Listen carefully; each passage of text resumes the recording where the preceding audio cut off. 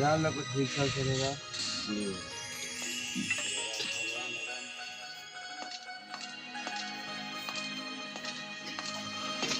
बाबा घर में बाबा गोड़ा की होगा नहीं होगा।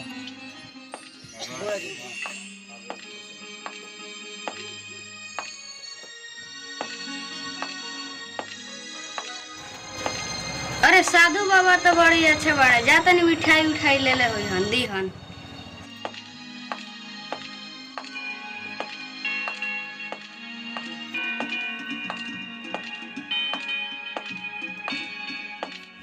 बाके वो घर में जी। अरे बाबा इलबानी भिक्षा उक्षा दी जा। खुश रह बाबा खुश रह आगे में बढ़ा पढ़ा।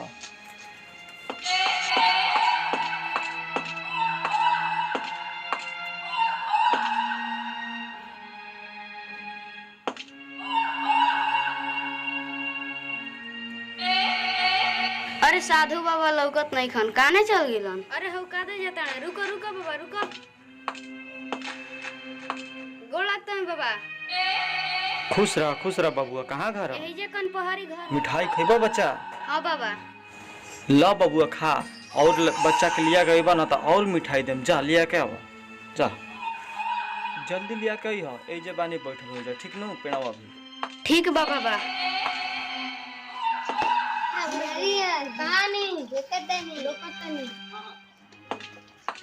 अरे अरे हे जे बड़ा जा हमने बाबा आइल बा मिठाई बाटो तले।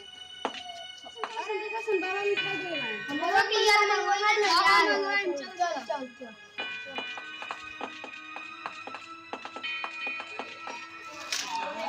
अरे मर्द अभी वो इलेक्शन ना लड़का बड़ी तेज बा लिया के जरूर अइबे करी।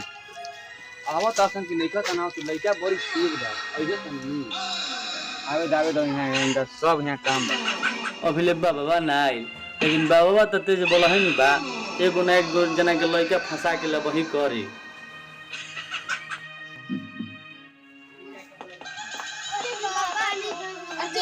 सुन बाबा आगे बढ़े।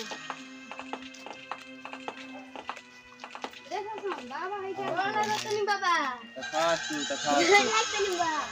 खुश रहा बाबा पढ़ा लिखा मिठाई ले बजा। आओ बाबा। आओ जब बैठा जब बैठ नहीं आओ जाओ ला रुको ला खा जा खा।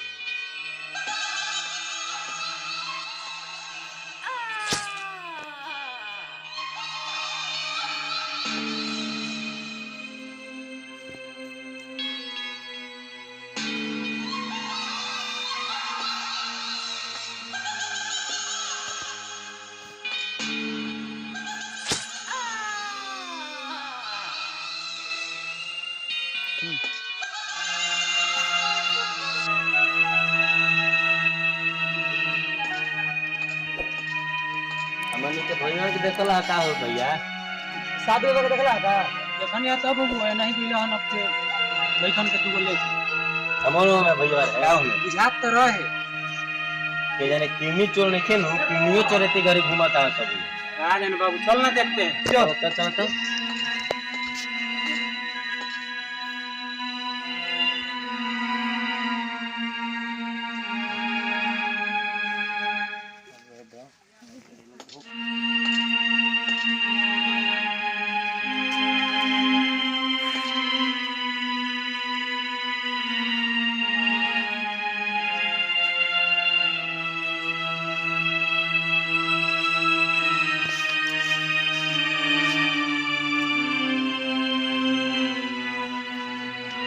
ए भाई जानते ले जाओ काम कर हां ले बाबू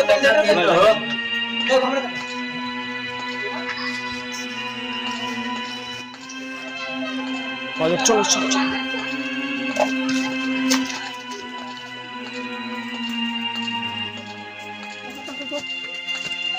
और हाथ में खून बाबा आई कमर में चाकू बुझाई थे के कनिए जना के काम हो ना भाई काम हो कहां घर में बाबा बगल में घर बा अलाई कौन ए काम में बाबू चलो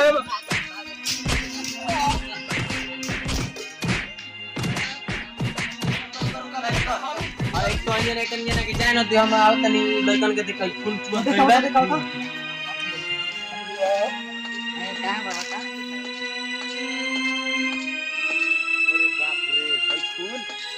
लइकन के जान ले लेला सजा ये मोबाइल बात